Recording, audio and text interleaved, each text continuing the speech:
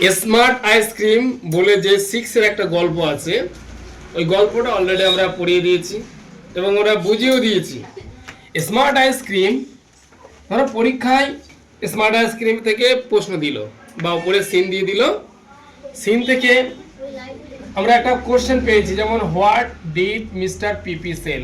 এই mister PP কে, কি করতো, আমরা অলরেডি এই গল্পটা পড়ে জেনেছি।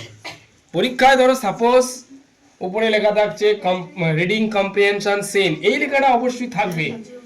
খবরদার বলছি, গুলিয়ে ফেললে চলবে না। কম্প্রিহেনশন মানে হচ্ছে বোধ পরীক্ষণ, আর সিন মানে যেটা চোখে দেখা, যেটা আমরা যে গল্পটা বই থেকে পড়েছি। এর বিপরীত কিন্তু আনসিন। এর বিপরীত কি? আনসিন। আনসিনও কিন্তু থাকবে।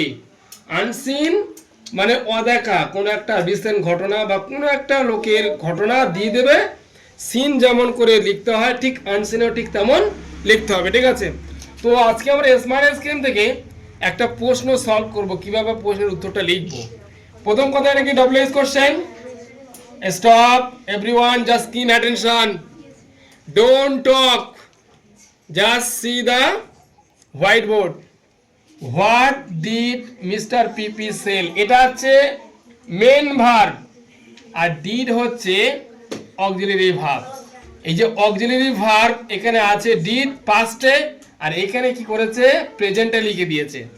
আমরা এই যে হোয়াট ডিড মিস্টার সেল, এই সেল কথাটা কোথায় লেখা আছে, এই যে সিনে খুঁজবো।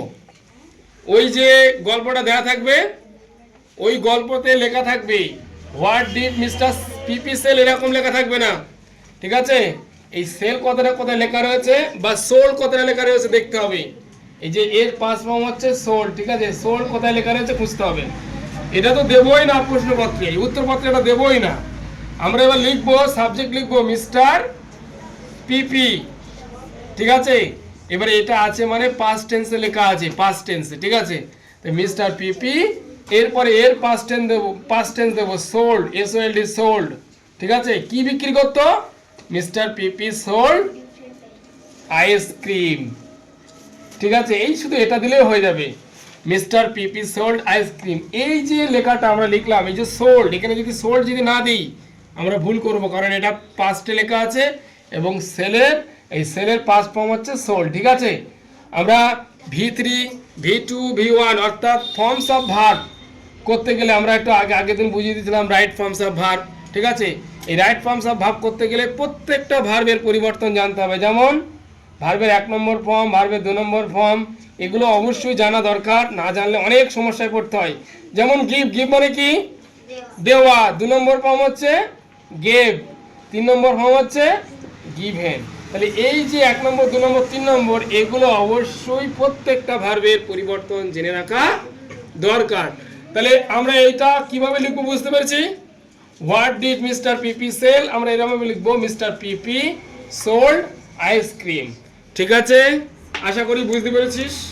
পরীক্ষার খাতায় আমরা যেন ভুল না করি, ঠিক আছে? নেক্সট পরের ভিডিওতে দেখা হচ্ছে।